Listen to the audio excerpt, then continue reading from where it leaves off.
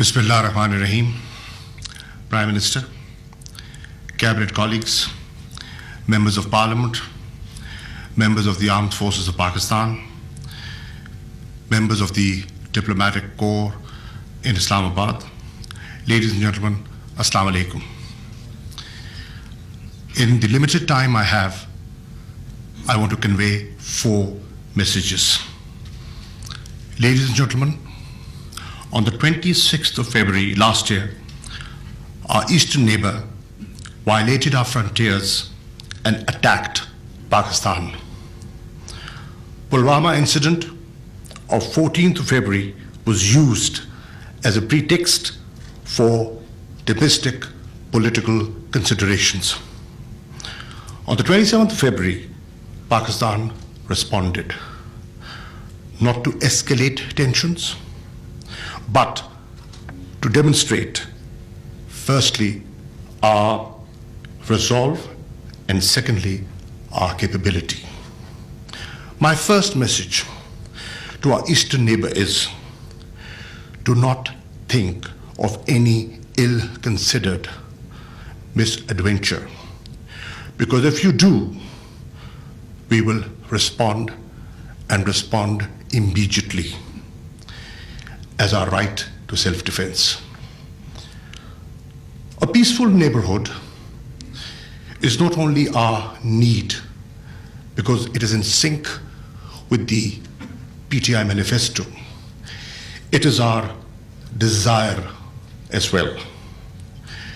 And I quote you, Prime Minister, your very first statement before you took oath was, you take 1 step towards peace, we will take 2.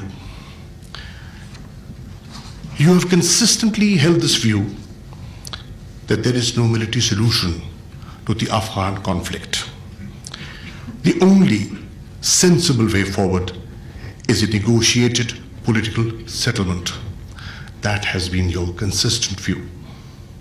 We are glad, ladies and gentlemen, that today there's a regional, global convergence to this point of view. It has evolved over years.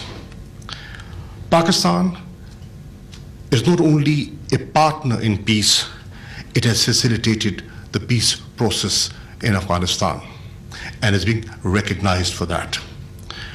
Pakistan is a strong advocate for an inclusive intra-Afghan dialogue as soon as the peace agreement is signed, inshallah, on the 29th of April in Doha.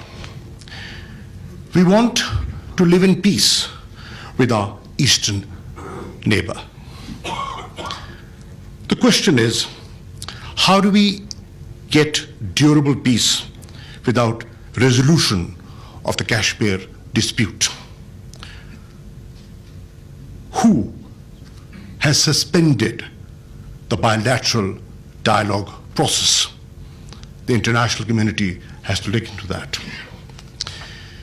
Who has aggravated and further complicated the situation in Jammu and Kashmir by announcing measures which are illegal on the 5th of August 2019?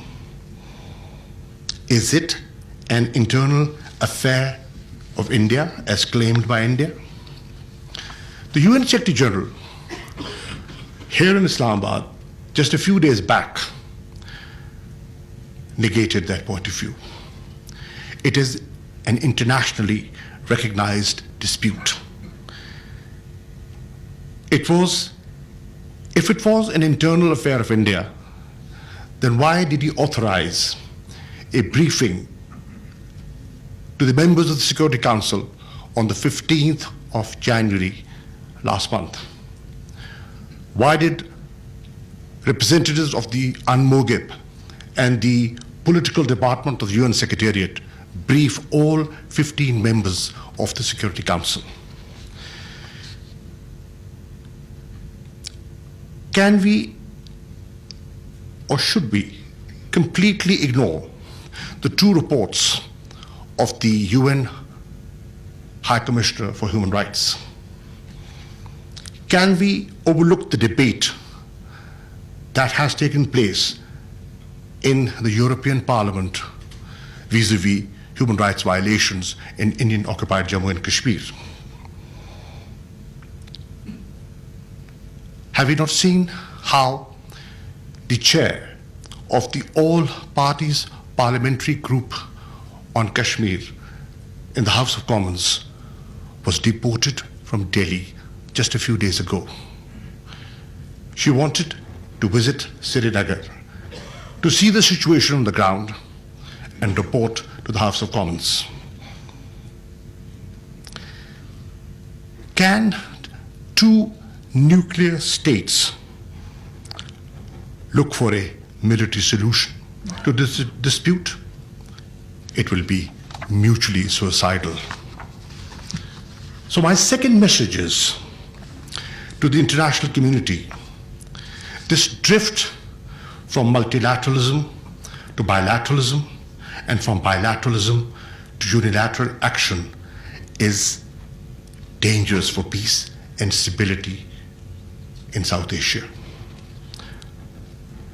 Pakistanis and Kashmiris will never accept the measures announced on the 5th of August 2019. Kashmir is a festering wound, and it will not heal by looking the other way because of political expediency. Pakistan is a diverse country. We have 4 federating units. We speak different languages. We are a parliamentary democracy. We are associated with different political parties in Parliament of Pakistan. But we speak with one voice on Kashmir. All institutions are on the same page. So my third message is that governments can come and go. Individuals leading institutions can change with time. The political consensus that has evolved over the years on Kashmir remains constant. And the Parliament of Pakistan has recently demonstrated that twice through 2 unanimous resolutions passed by the joint session. My fourth and final message is for the armed forces of Pakistan, who are represented here through their chiefs. The nation is proud of you, and we recognize your sacrifice in defeating terrorism. Your sacrifice is part of our history. This journey from terrorism to tourism was not an easy one. We salute your resolve and gallantry, and you enjoy the confidence of the entire nation. Prime Minister, the international community appreciated your far-sightedness and your statesman-like behavior when you returned the Indian pilot unconditionally. So in conclusion, I want to share with you, and I want to give this message. India has tried to subjugate Kashmiris by deploying almost 900,000 troops in the occupied Jammu and Kashmir. They've enacted laws, draconian laws, like the Public Safety Act. But they will never succeed in subjugating the resolve of the Kashmiris. They have failed, and they will continue to fail in that. Pakistan has and will continue to support the struggle for right to self-determination.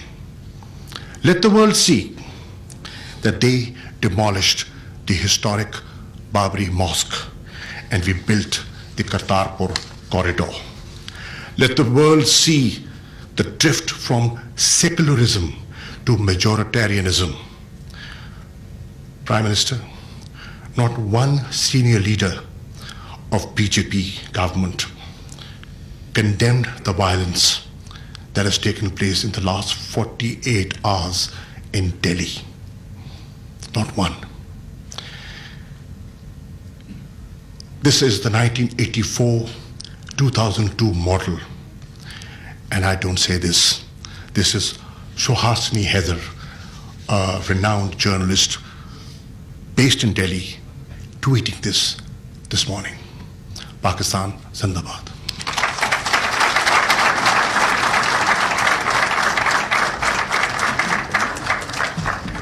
Thank you, sir, for